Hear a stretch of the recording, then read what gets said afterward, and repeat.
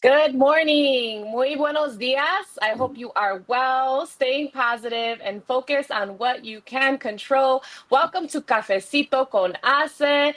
Drop in, let us know where you are tuning in from, introduce yourself, leverage the comments to engage and to connect with one another. My name is Patricia Mota, and I serve as president and CEO of ACE, a national organization whose mission is to positively impact workplaces by cultivating the community of talent, providing the insight, access, and support to be successful in their careers.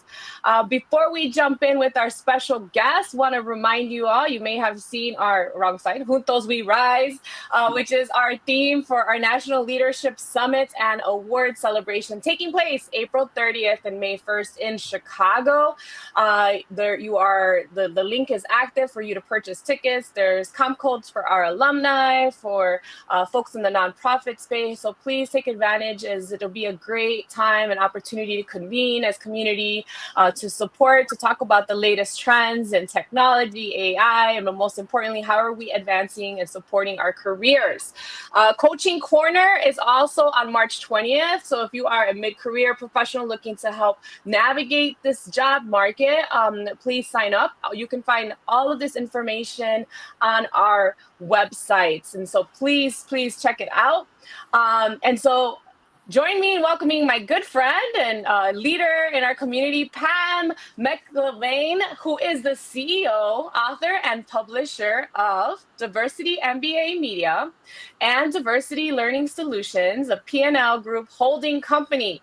Good morning, Pam. How are you today? Oh, good morning. Thank you. Very well. Excited to be here.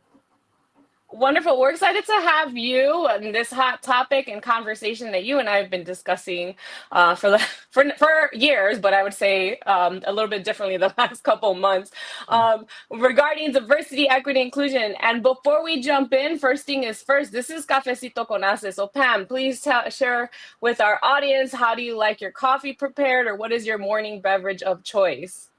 Well, you just hit it. First, an 8-ounce cup of cold water with lemon, and then I like to have my coffee with a little leche and azúcar. Leche and azúcar, some coffee and some sugar. How about those of you joining in? Let us know what you're sipping on this morning or afternoon, depending on where you are tuning in from. Welcome everyone. We've got folks from California, Santiago. We got folks from the ASET team. Hi, Adrian from DC, Julio from Texas, Tennessee, Stephen. Continue to engage in the chats and let us know where you're tuning in from. Pam, so tell us about your cultural, your professional background, how you got to what you are leading today.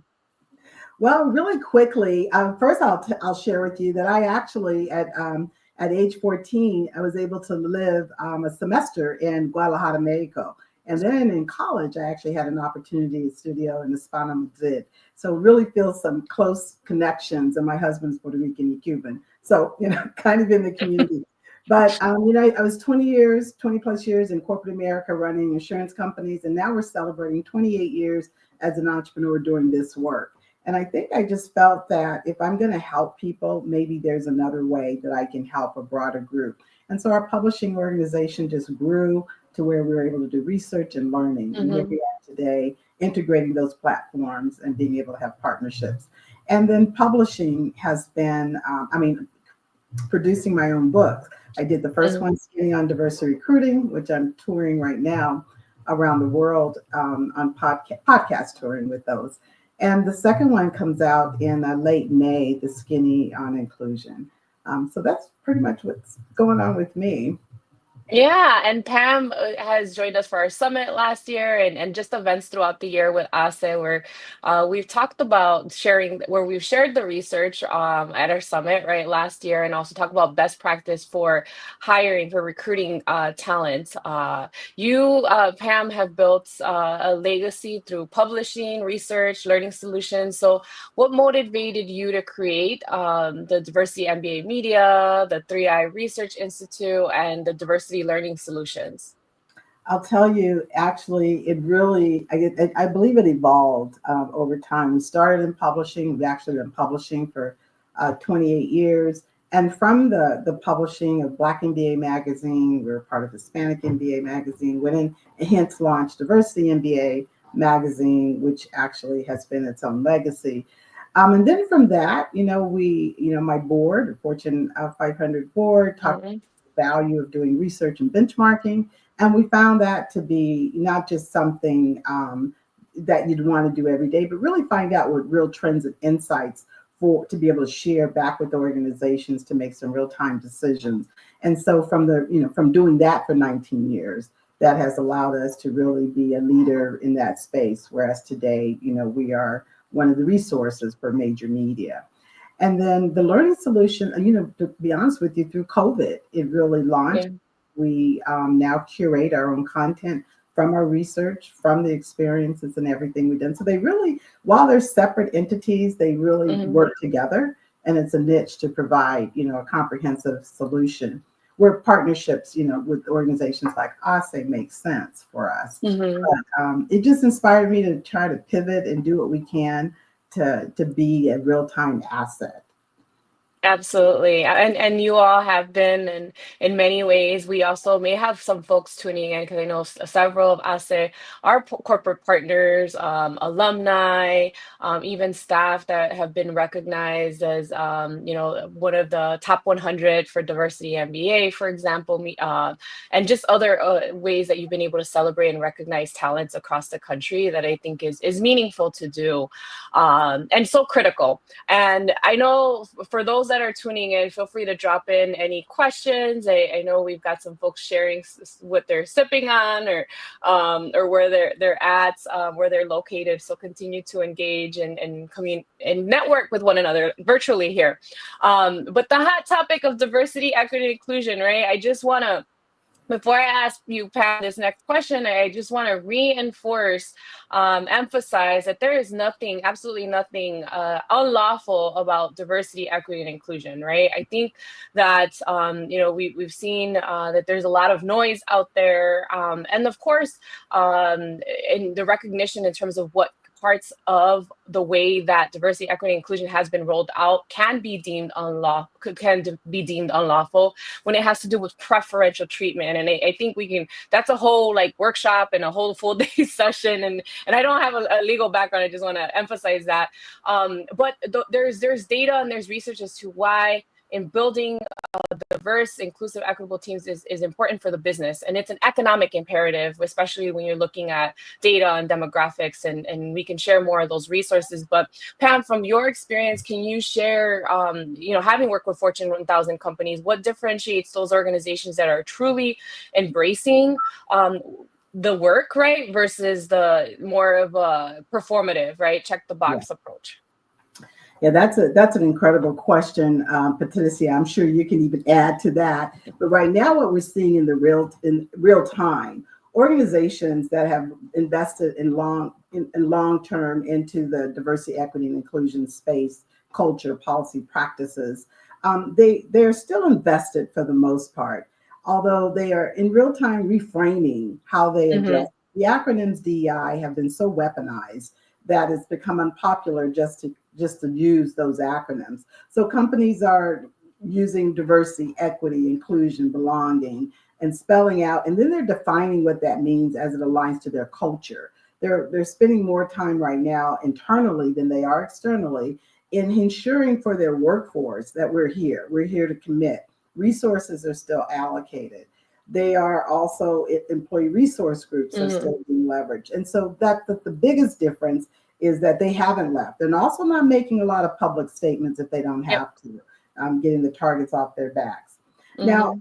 now let's just shift over to what's happening. The other thing you have of the Fortune 500 companies, probably 65 to 70% of them have some federal contract Yep. relationship with the government. So organizations, basically all of them, are trying to stay compliant. They're not Mm-hmm. necessarily moving away from diversity, equity, and inclusion, but where there are federal contractors and there's some conflict there, they're making sure that they're in compliance, making sure that those employees aren't involved in diversity, equity Mm-hmm. training, EI training, and kinds of things that the government is pushing against. So But for the most part, like when the previous president was here before and shut down the government entities, companies continue to move forward in executing on their diversity, equity, inclusion strategies and protected, the federal workers from that side. So because there's so many more things going on with the federal government, organizations are stepping back. But the good Hmm. thing that they're doing is really assessing, as they always have, where they are to be more inclusive, to be more transparent, and to make sure that they are not creating any type of I guess opportunities for people to feel, or any one group to feel exclusive. Organizations that are walking away and stepping away and announcing. So there's a couple. I'm just going to say there's a couple uh, miseducation, misinformation that's being shared. So Yeah. let me first say this: companies, on for the most part, are reassessing DEI efforts and strategies every year, every other year. This is the normal process and practice Hmm. that's been going on for 40 years. So companies now are being heightened awareness that if they're changing from outside of the LGBTQ, the HR, I said human rights campaign, Hmm. index.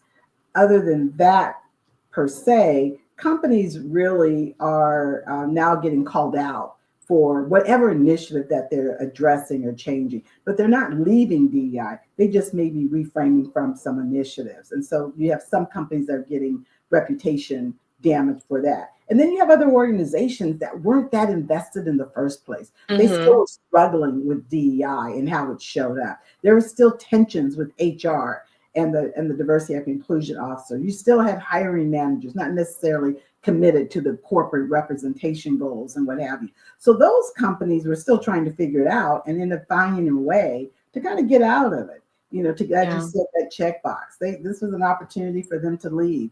So okay, that's fine. So what are they now dealing with? It's called poor economics, where both the consumer base are saying, okay, you're going to leave DEI, well, we're going to leave you. And then you have a workforce that's conflicted. So what do Hmm. you mean we're not doing this? What do you mean you do not care?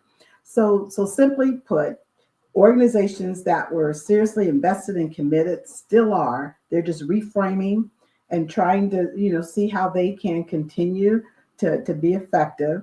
But they're being a little more cautious, absolutely, as they Yeah. should. And then the organizations that are stepping away, ask the question of them: are you eliminating your practices, your policies, and the Hmm. things that you implemented and executed that drives transformational cultural change, that drives development, growth for talent? Ask about that part of the work that they're doing. And for the most part, many of them will say, we're not leaving that part. Hmm. Yeah. And that's completely spot on with the partners that ASA has that we're hearing, and you said that the weaponization of DEI, or and I know Santiago, we have a comment regarding it's been DEI viewed in a negative light, which is why we also see the other trend of spelling it out, saying it, the words diversity, equity, and inclusion, right? And also to your point, Pam, is that creating the education awareness in terms of what it is intended to do versus what it's not, and what the negative rhetoric has portrayed DI to be, right? And we have to be able to be open that the language with some of our partners that are mitigating risk, that are reflecting, reassessing, that some language may change. But to Pam's point, right, are we asking the right questions to ensure that at the end of the day, the intention of building inclusive talents, a workforce is still happening, right? Yes. So those of you joining, we do have a few minutes. I'm going to ask Pam another question. So if there's any questions, if you'll drop them in the chat. But in this space, and I know you have as well, we have a lot of folks that are either looking to secure roles, right? Folks that are DI practitioners, professionals, chief diversity officers. What advice do you have for those individuals and within and the impact that they can have? Yeah, this is a time I believe that DEI practitioners, regardless of the level that you're at, is to step back and look at what your competencies are, what your proficiencies are as it relates from a business acumen. So, for Mm-hmm. example, when I think of chief diversity officers, I think of strategists, I think of thought leaders, I think organizational, culture experts, transformational, organizational effectiveness, organizational development. When I think about the kind of work they do at that leadership level, those are the kinds of skills and competencies they need to pull out. And then in your mid-level roles where you're organized, you're doing project management, you're coordinating, they think about the coordination of ERG celebration. There's a lot that goes into that. There's a lot of skills. In fact, my new book identifies 47 skills in being a part of a ERG. So really taking your resume now and asking Mm. questions, what are the other skills outside of this competencies that enhance my acumen? And then have other folks, join in and do some coaching around that, whether you're in the position today or you're looking for a next one, but to expand what you're doing and then begin to use your volunteer efforts wherever you are to work and practice those skills, practice leadership skills in safe environments. So that, I see that you offered some coaching, hey, some free coaching, some Mm-hmm. support, get in there and hone in those skills and then leverage ASE, coaching Mm-hmm. as part of the platform that you've done. Go back and rethink of what you've done on boards and in volunteering capacities and turn those into functional key competencies on your resumes. I'm actually doing so much coaching around that right now. And I think it's important that we should do this anyway, just as a natural, but it's really important to do it today and think about, what have your achievements been? What have you done in the last 3 years that is quantifiable? Qualitative is good too, but what have you done to impact change? Either reducing expenses or increasing revenue, coordinating, leadership teams and or just teams that help, execute other Yeah. project outcomes. And that's advice for anyone in any role. And right now, there's folks that may have been impacted, and I know we've heard from some of you all by layoffs, right, and transitions that happen, and so, but regardless of if you have or haven't, it's always good, at least on an annual basis, to really take that time to self-reflect and to review your skill sets and do that self-assessment, right? So Mhm. excellent advice. I know there's never enough time for especially this topic and this conversation. But I think that there's we also like to ensure that we are inspiring folks. And so we want to wrap up and, we talked a lot about the evolution. And I think that I would say with Pam, with your leadership and with what we're doing at ASE and all of the others, is that this work is continuing to move forward, right? I know we have this shared commitment, this shared mission that together we rise, juntos we rise, and that we're going to continue to push forward and what we're intended to do, right? Ensuring that we are helping folks get meaningful career opportunities. We are helping folks advance once they're there, and ensure that they have community and resources such as ours to be able to help them along the way. And so I would ask you, Pam, what are you most hopeful for or a positive story that gives you hope? Yeah, well, this is an opportunity for us to collectively come together as Black and Hmm. Brown people and underrepresented groups to organize and have a voice. And you Yeah. see a lot of different platforms that are out there trying to bring together a common voice. I would say I'm inspired because you're right, Utos together, collective together, we can impact change. And Yeah. so voting and making decisions that enhance our political power will allow us to continue to have the voice we expect to have. So I'm very inspired because there's so many people that are still in this work. And this too, I'm going to just say what Grandma always says, right? What Abuela says, this too shall pass. We just have to stay, we're stronger together. And I'm very inspired by the work everyone is doing, including ASE. Awesome. Thank you so much, Pam. Unidad, and together to be able to, continue to have the progress that we've had with our efforts to date, but continue to push forward so that at the end of the day, we are making an impact together. So those of you continue to engage in the chat. This stays here, and we'll share with Pam. We'll share Pam's contact information as well, so that if you want to reach out to her and engage with the great great work that she's doing. Pam, thank you so much for your time, your insights. All of you joining us today, thank you. Y hasta la próxima. Until next time, everyone. Take care. Thank you. Thank you.